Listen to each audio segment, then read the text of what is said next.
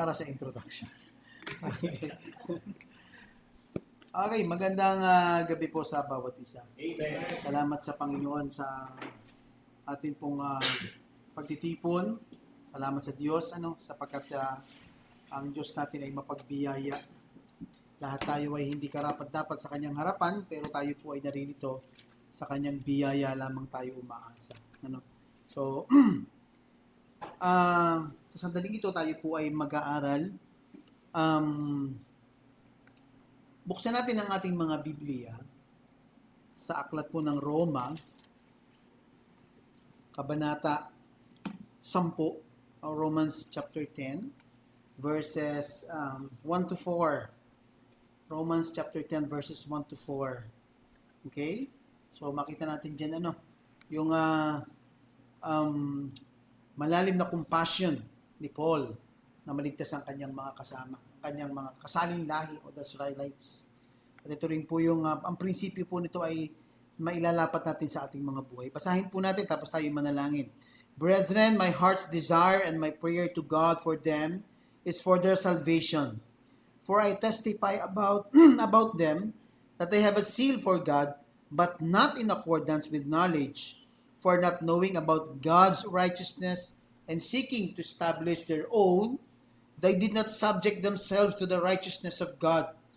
For Christ is the end of the law for righteousness to everyone who believes. Tayo manalangin. Ama naming Diyos, ikaw po ang mapapurihan sa iyo pong salita, Panginoon. Nawa ang salitang ito'y mag-udyok sa aming buhay, sa pagkilos po ng sa itong Espiritu at pagpapailalim namin sa iyo pong salita. Ako po ay makasalanan, humingi ako ng tawad sa iyo, Panginoon. At magipunawa akong vessel ng iyong salita upang maipahayag ang katotohanan. Ikaw ang siyang magsalita, Panginoon. Ay tago mo lang ako sa iyong liwanag, Panginoon, sa lahat po ng ito. Pinupuri ka namin sa pangalan po ng iyong anak na si Jesus. Amen. Okay, so ang title ng ating pag-aaralan is pwede itong false compassion with religious Israelites or ang prinsipyo is Christians' compassion with religious people. Yung tinatawag natin na yung ating tinatawag po mga kapatid na compassion o yung ating awa o habag o pagnanais na maabot ang mga tao, lalo na kung ang mga taong ito ay tinatawag natin na fastidious o sila yung talagang sagad na sagad sa kanilang relihiyon. Kasi yan po ang isa sa pinakamalaking problema natin, lalo kung ang Bible study natin yung matatanda, talagang nakadikit simula sa bunbunan hanggang talampakan ang kanilang relihiyon. At nahihirapan tayong sila'y alisin o tanggalin po natin sila. Pero ang hinihingi po ng Panginoon sa atin, yung tinatawag natin na compassion natin para sa kanila. Nasa halip pa tayo'y mainis, ay naroon yung ating awa at habag na sana'y matamasa nila ang kaligtasan na kagaya ng ating tinatamasa. Hindi tayo nagpunta roon upang mag-self-glorifying tayo na ang Diyos ay tayong niligtas at bahala na sila sa kanilang buhay, tanggapin nila o hindi. Kung hindi naroroon tayo, na kagaya ng minsang may mga taong humarap din sa atin upang magdala sa atin ng mabuting balita. Sabi po rito, sabi nga, merong kasabihan na ang daan patungo sa impyerno ay pinatagnan ng mga kaluluwang deboto o yung sobra silang religyoso. At sila yung mga taong umaasa na sa pamamagitan ng kanilang dedication and devotion and religiosity ay makakaabot sila sa pintuan o sa kaharian ng langit o sa kaligtasan. Subalit alam natin na ito po isang trahedya. Bagamat ito ay sinabi na ng theologian, maraming taon na ang lumipas, hanggang sa ngayon ito pa rin po ang nangyayari. Parami ng parami at pakapal ng pakapal ang mga taong sumasanib at umaanib sa relihiyon.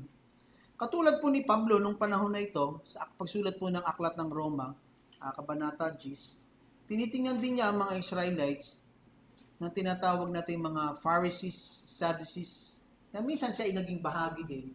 Kaya't alam niya kung gaano nakadikit sa kanilang buhay ang pagiging isang religyoso. Basa natin sa Aklat ng Pilipos chapter 3 o chapter 2 na inilatag doon ni Paul kung gaano siya kahigpit o sabi nga siya yung among the breeds ng Israelites, siya yung pinaka cream of the top, cream of the crop. Yeah. Alam ko, tinetesting lang kita. Siya yung cream of the crop. Siya yung pinaka nasa taas. Okay? Tinetesting ko lang kung magre-react kayo eh. So, pagdating sa pagiging religyoso, si Pablo po, wala na talagang uubra sa kanya. Ano po?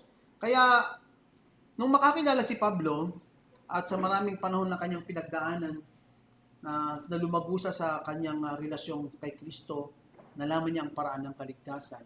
Dumating sa aklat ng Roma, sa bahagi ito, lalo sa Romans chapter 9, na makikita natin kung paano tinatanaw ni Pablo itong mga Israelites na sobrang masidhi sa kanilang relihiyon, pero wala po silang kapag-asa sa lahat ng ito. Sa atin, bilang mga Kristiyano, ang prinsipyo nito ay katulad din ng paano tinatanaw ni Pablo ang mga taong ito na bihag ng relihiyon. Ano po? So makikita natin na maraming mga bagay, sabi nito ay mayroong malaking desire o pagnanasa si Paul sa mga Israelites na makilala nila ang Diyos. Pero ang gusto ni Pablo makilala nila ay ang totoong Diyos na tumatanggap sa pamamagitan ng kaligtasan ng isang tao sa pamamagitan ng biyaya.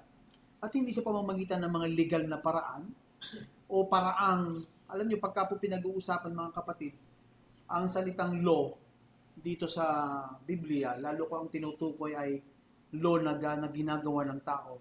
Ang religious o ang pakahulugan lang po nito tinatawag nating self-righteousness o yung ginagawa niyang mga bagay, katuwiran para kanyang ialay sa harapan ng Diyos upang siya'y maging katanggap-tanggap. Pero alam natin na sinabi ng mabuting balita na sa pamamagitan ng mabuting balita nahahayag ang katuwiran o ang righteousness ng Diyos. Ano po? At ang salvation at ang kanyang hinahangad ng kaligtasan ng kanya pong mga Israelites na kapatid. Ang tingin niya ay mga kasama niya, kadugo po niya. Malalim po. So, ang mga taong ito, kaya ang tanong sa atin ay, ang mga taong nakapaligid sa atin, meron ba tayong compassion sa kanila? Ano po? Sapagkat alam natin na ang ating mga unbelieving friends, loved ones, at mga taong nakapaligid sa atin, sila po ay binulag ng relihiyon, ng tradisyon, sila ay adherent and fanatics, at sila po ay mga taong pinalaki sa mabuting gawa, moralidad, at kahit na sa mystical spiritism, yung mga pagtanggap sa mga iba't ibang, kaya po ngayon ginagamit na yung mga iba't ibang himala, milagro, yung langis na pinapahal sa katawan. Pero masarap na ipasid yung mentol okay.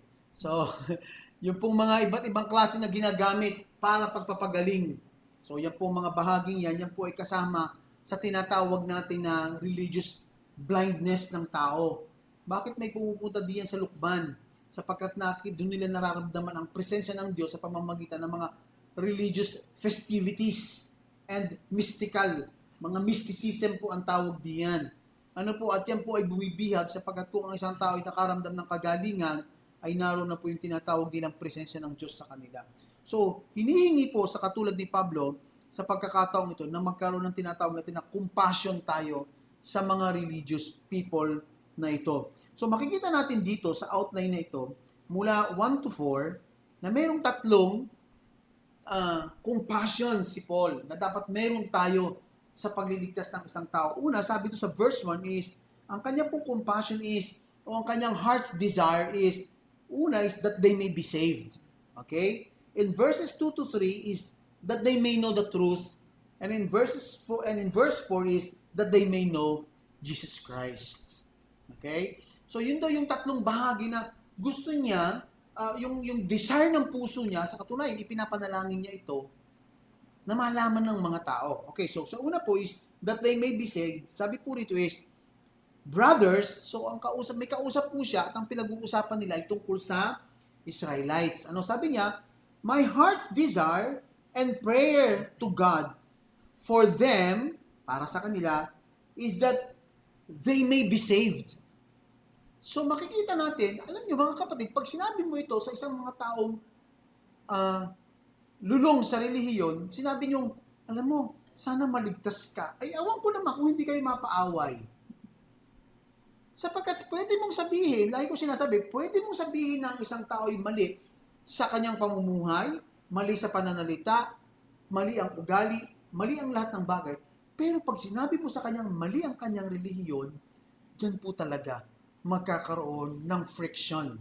Bakit? Sapagkat ito na lamang ang tanging nilang pinangahawakan sa kanilang buhay sa pagbabaka sakali na hindi sila nagkakamali. Kaya pagdating dyan sa bahagi ng relihiyon, talagang hindi tayo nagsasalita. Hinahayaan natin ang salita ng Diyos ang siyang magbigay ng kaliwanagan sa kanilang kaisipan. Hindi affront natin sinasabing, mali ka, pupunta ka sa impyerno, makasalanan ka. Hindi po ganun. Dahan-dahan natin silang hinahalaw at sinasabi mula sa halaw ng salita ng Diyos. So makita po natin, ang una niyang ninanais ay sabi sa verse 1 is, na sila'y maligtas. Sila ay maligtas. So makita natin sa verse na to, una, nung sinabi ni Paul na ang dalangin ng aking puso. So, ang first subpoint natin is he is engulfed with desire. Yung kanyang puso ay punong-puno ng pagnanasa o pagnanais. Alam niyo, sabi niya, brother, my heart's desire. Alam niyo, sinabi po yan ni Paul, yan po yung parang naglilingid luha na siya sa kanyang pagnanais na talagang maligtas po ang Israelites.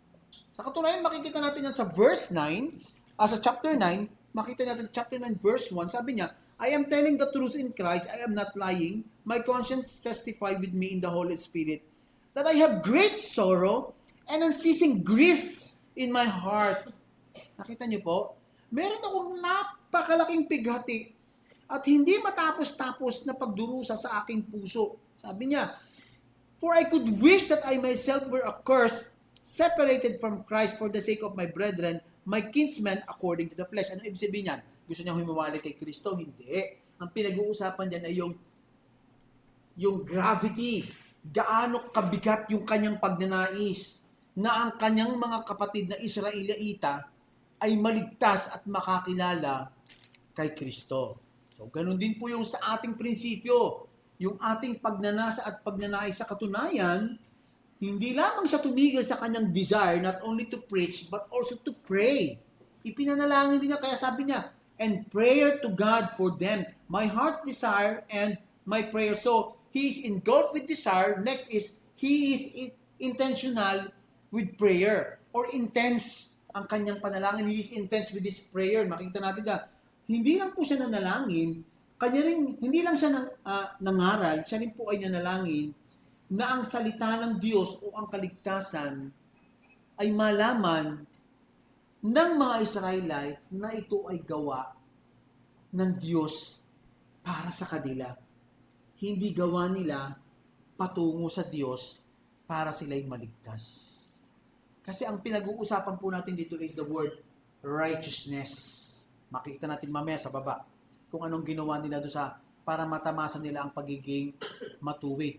Ibig sabihin, alam ng mga Israelites that in order for them to enter heaven and to be saved, they have to possess. Para sila makapasok sa kaharian ng langit, kailangan taglayin nila ang katuwirang kapantay ng katuwiran ng Diyos.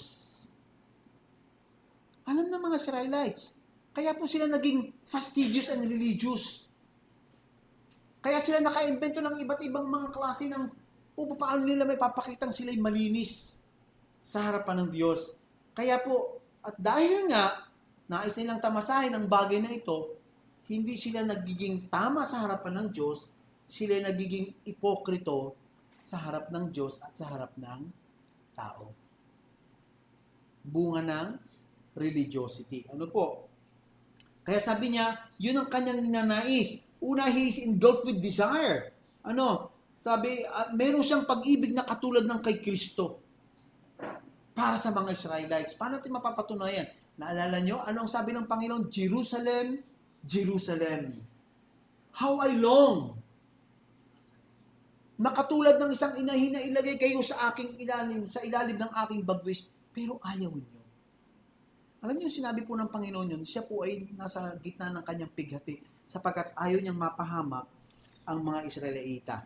Ano po, ang mga Israelites. Okay, so, and third subpoint is, he knows they are lost.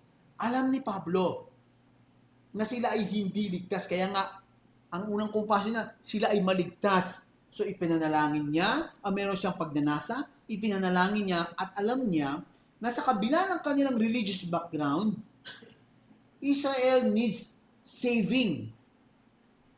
Kailangan silang maligtas. Meron silang tamang Diyos, pero meron silang maling paraan kung paano makilala at sambahin ang Diyos na ito. At paano nila matatamas ang kaligtasan. Okay? So ang unang compassion is that they may be saved. Okay? So, makikita rin po natin, sabi po rin naman sa verse 2 and 3, verses, I testify about them that they have zeal for God, but not in accordance with knowledge. For not knowing about God's righteousness and seeking to establish their own, they did not subject themselves to the righteousness of God. So, ang isa sa mga compassion po niya is that they may know the truth. Malaman nila kung ano ang katotohanan. Because ang pinag-uusapan dito is knowledge of how to have the righteousness. Alam ng mga Israelites na matuwid ang Diyos, alam nilang hindi sila matuwid. Yun po yung pinag-uusapan dito sa verse 2 eh. Knowing about God's righteousness, seeking to establish their own righteousness. Alam nilang matuwid ang Diyos, alam nilang sila hindi matuwid, at ang paraan nila is self-righteousness. Not the righteousness that comes from God, because, bakit hindi po yung katuwiran na galing sa Diyos? Because they reject Jesus Christ. Ayaw nila. Kaya pag binasa natin ang Synoptic Gospels, anong makikita natin doon? The rejection of Christ. The rejection of the King. Yun ang istorya. The rejection of the King to the point He was crucified on the cross. The rejection of the King, yung pagtatwa nila sa hari, sa puntong pinamili na sila sa isang pinakamasamang tao, si Barsabas, at sa Panginoong Jesucristo, yet ang pinili nila ay ang pinakamasamang tao. They prefer a criminal than Christ. Bakit?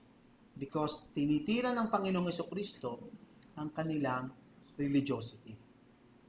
And that's the hardest thing. Yan ang pinakamahirap at pinakamabigat. Ang tirahin mo ang relihiyon ng isang tao. That is the story sa loob po ng Synoptic Gospel. Okay. So sabi niya dito, for I bear them witness that they have a zeal for God, but not according to knowledge. Bakit daw kailangan nila ang truth? Una, because the truth will rectify their zeal. O ang katotohanan ang magtatama ng kanilang pagiging mainit sa pagkilala sa Diyos. Ano ba ang problema ng relihiyon? Talo po tayo niyan sa devotion. Talo tayo sa dedication. Talo tayo sa self-abasement. Talo tayo sa fasting. Talo tayo sa pagbibigay.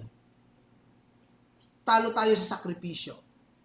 Talo tayo sa maraming bagay. Ang problema, wala sila sa katotohanan. And the motive sa likod po ng mga sakripisyong yan is self-glorification. Pag hindi mo in-acknowledge na ang glory at ang righteousness ay galing kay Kristong ibibigay sa iyo, you are thereby glorifying, itinataas mo ay ang iyong sariling kakayanan o ng relihiyon mo o ng mga gawa mo. Kaya sabi niya, because truth, bakit daw kailangan? The knowledge according to God is because it will rectify. Ito ang magtatama sa kanila. Ikalawa, sabi po dito sa verse na to, pag binasa natin, sabi niya, for not knowing about God's righteousness and seeking to establish their own, they did not subject themselves to the righteousness of God. Because truth will reveal God's righteousness. Kaya sabi ni Pablo, malaman nila ang katotohanan. Bakit? Sapagkat ang katotohanan din ang maghahayag ng katuwiran ng Diyos na kanilang kinakailangan. And what is that?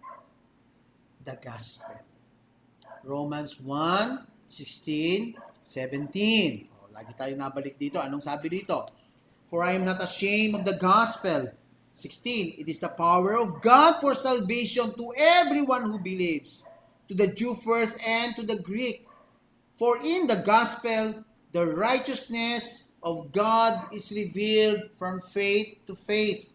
As it is written, the righteous man shall live by faith. So ang ating pinag-uusapan is righteousness, or the man whom God made righteous.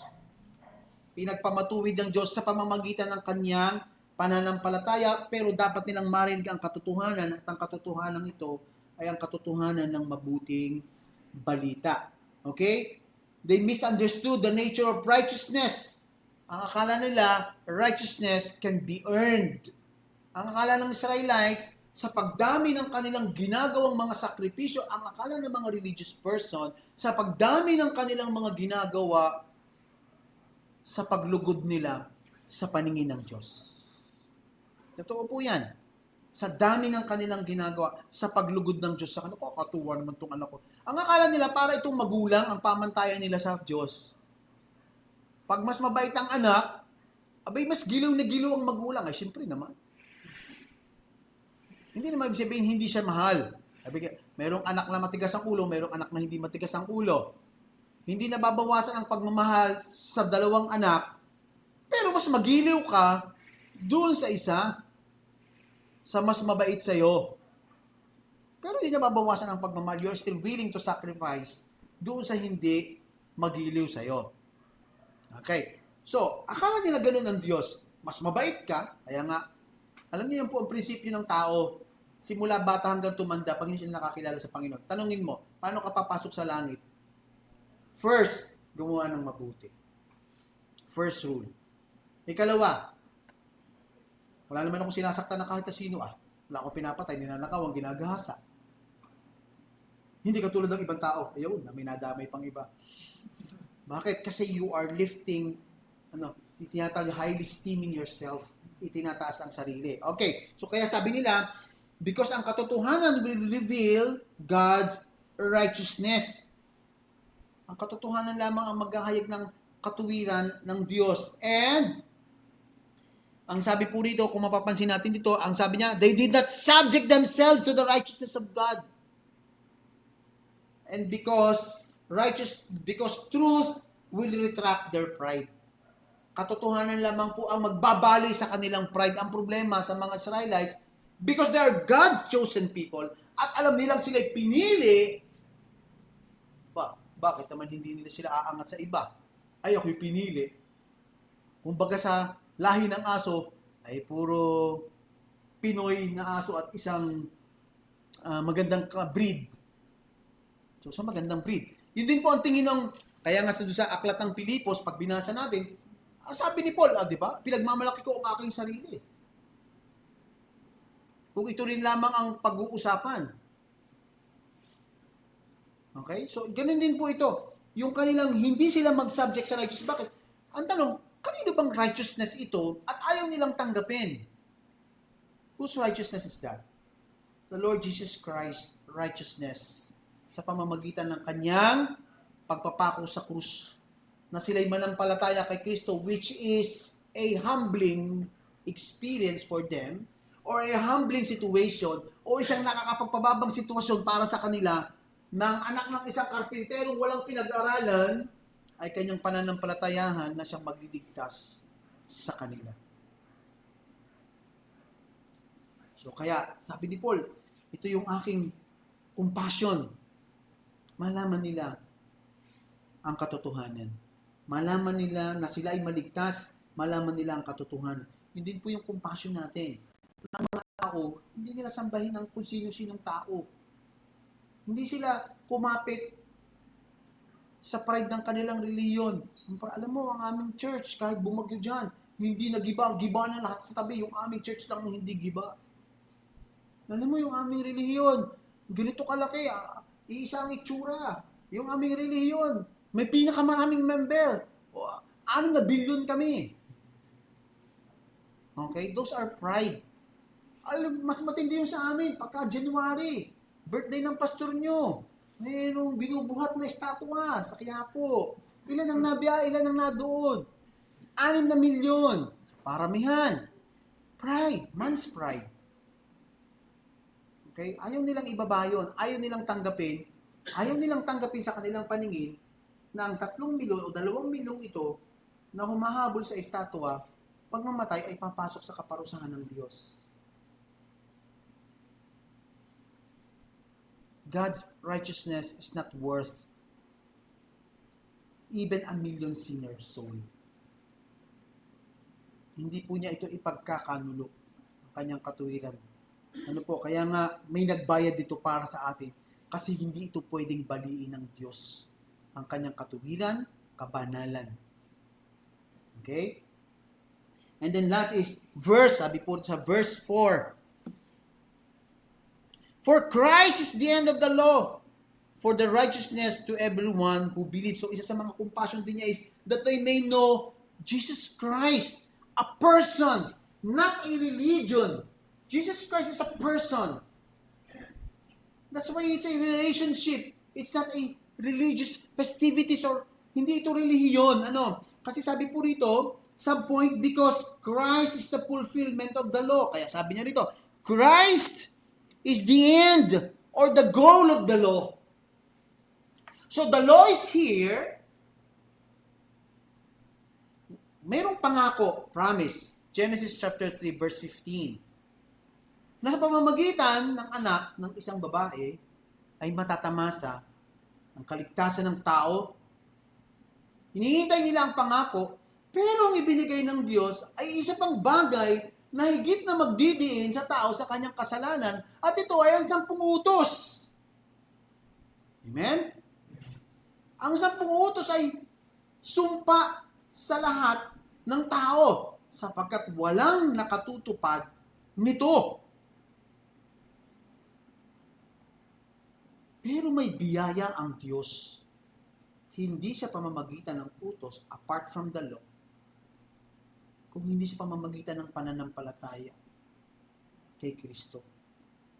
Because Christ is the embodiment or the fulfillment. Si Kristo ang kumakatawan o ang katapusan o ang tagumpay ng isang tao pagdating sa sumpa ng kautusan sa atin.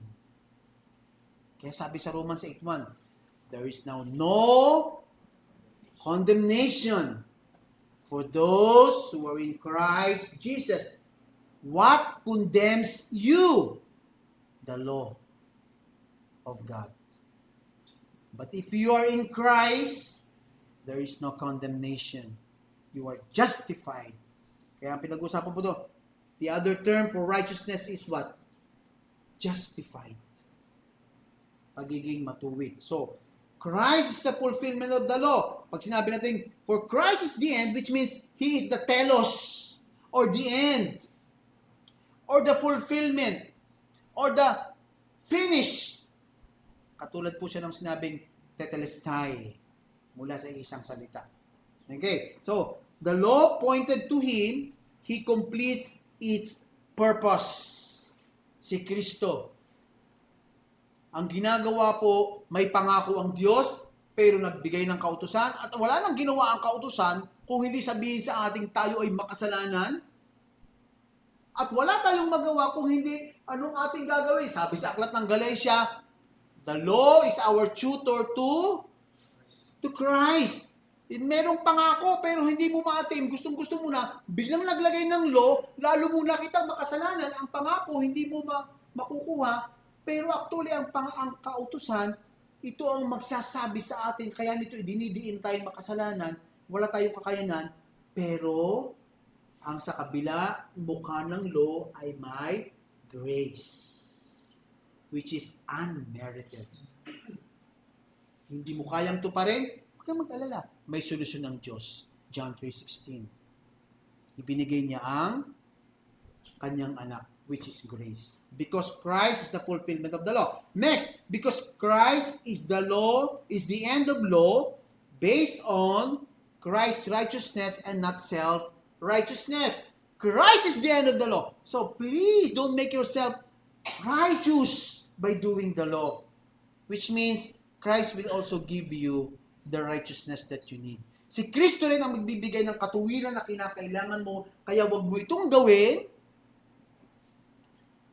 para maging matuwid ka sa harapan ng Diyos.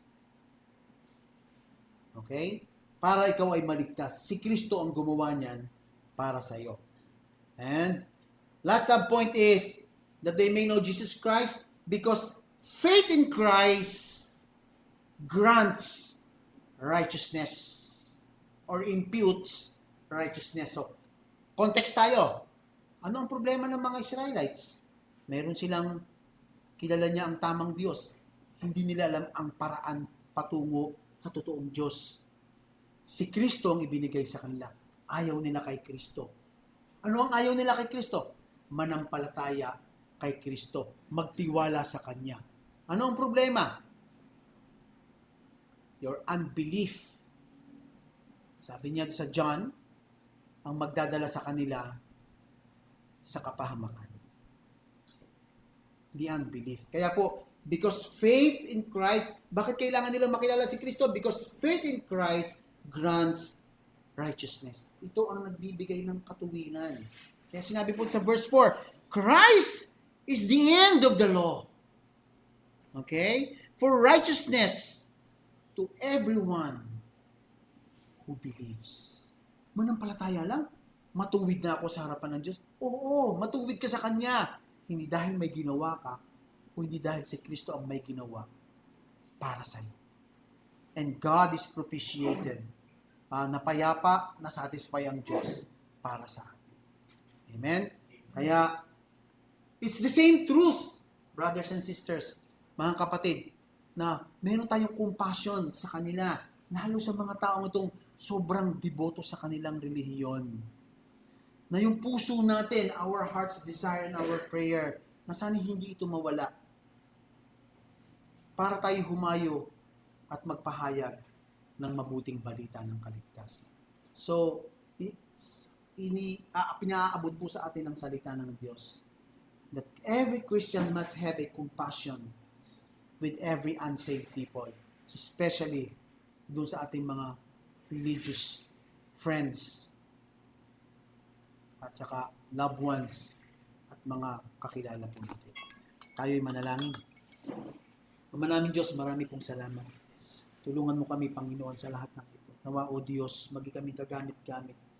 Because tragedy awaits to those people who are fastidious and religious nang wala pong pagkakilala kay Kristo. Trahedya po ang naghihintay sa kanilang Panginoon.